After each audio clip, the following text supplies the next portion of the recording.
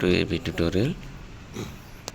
ఈరోజు తెలంగాణ రాష్ట్రానికి సంబంధించి ప్రధానంగా కొత్తగా రిలీజ్ అయినటువంటి ఈ యొక్క 80,000 జాబ్స్కి సంబంధించి కొన్ని అప్డేట్స్ అయితే రావడం జరిగిందనమాట. సో కొత్త కొలువులు 66,000 మాత్రమే ఉంటాయి ఇక్కడ రావడం జరిగింది. ఇక రిమైనింగ్ 14,000 అనేవి రిజర్వ్లో ఉంచడం అనేది జరిగిందనమాట.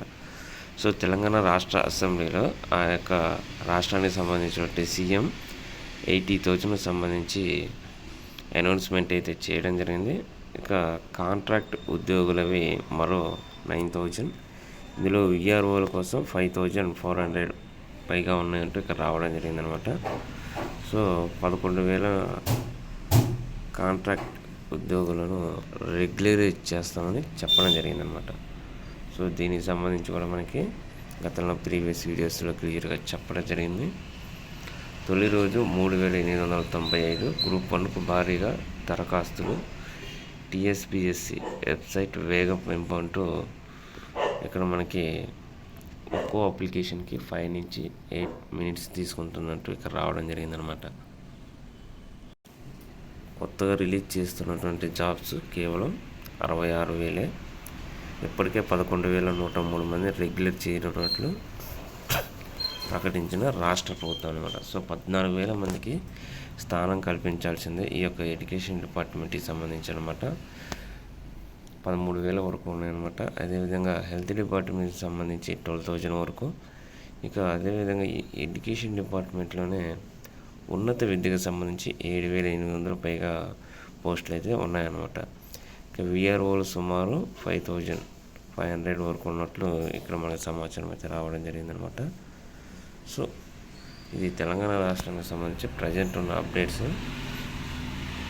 ఇంకా ప్రస్తుతం రిలీజ్ చేసినటువంటి ఈ యొక్క నోటిఫికేషన్స్ ఏవైతే ఉన్నాయో ప్రతి నోటిఫికేషన్కి సంబంధించి మహిళలకే పెద్దపీట అంటే ఇక్కడ రావడం జరిగింది. కొత్త జోన్స్ కానివ్వండి, డిస్ట్రిక్ట్ సంబంధించి రోస్టర్ విధానం కానివ్వండి, మహిళలకే 33% ఉండాలి మామూలుగా రిజర్వేషన్స్ ప్రకారం. కానీ ఆ యొక్క 33% మించి 44 వరకు క్రాస్ అయిందంటూ కూడా మనం రీసెంట్గా కూడా చెప్పడం జరిగింది.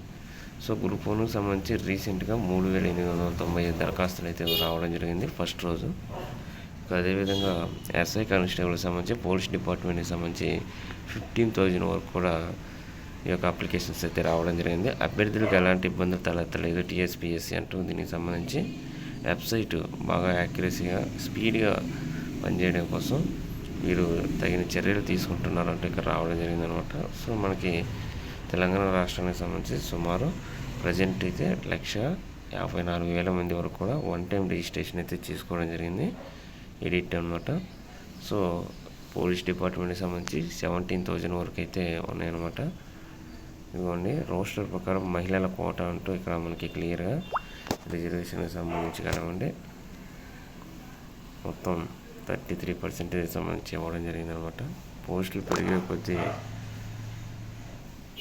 225 పోస్టులు అయితే వీళ్ళకి రిజర్వ్ చేయడం జరిగిందనమాట. దీని గురించి కూడా మనం క్లియర్గా రిజర్వేషన్స్ క్రాస్ అయినాయి అంటూ కూడా మనకి రావడం జరిగింది, క్లియర్గా చెప్పడం జరిగిందనమాట.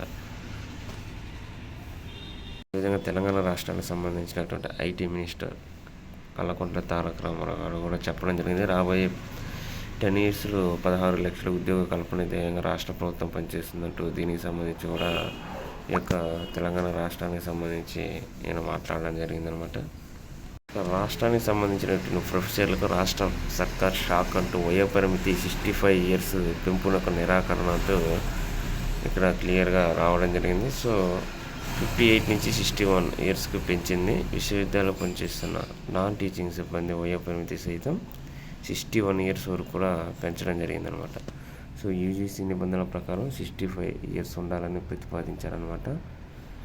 సో ఇది తెలంగాణ రాష్ట్రానికి సంబంధించినటువంటి ప్రజెంట్ గ్రూప్ 1 si&constable అదేవిధంగా ఎడ్యుకేషన్ డిపార్ట్మెంట్కి సంబంధించి ఈ యొక్క ప్రొఫెసర్ పోస్టులకు సంబంధించి కానివ్వండి ప్రతి అప్డేట్ అయితే మనకు క్లియర్గా ఇవ్వడం జరిగింది. సో ఇలాంటి మరిన్ని లేటెస్ట్ అప్డేట్స్ కోసం ఈ యొక్క ఛానల్ని లైక్ చేయండి, షేర్ చేయండి, సబ్స్క్రైబ్ చేయండి. Thank you.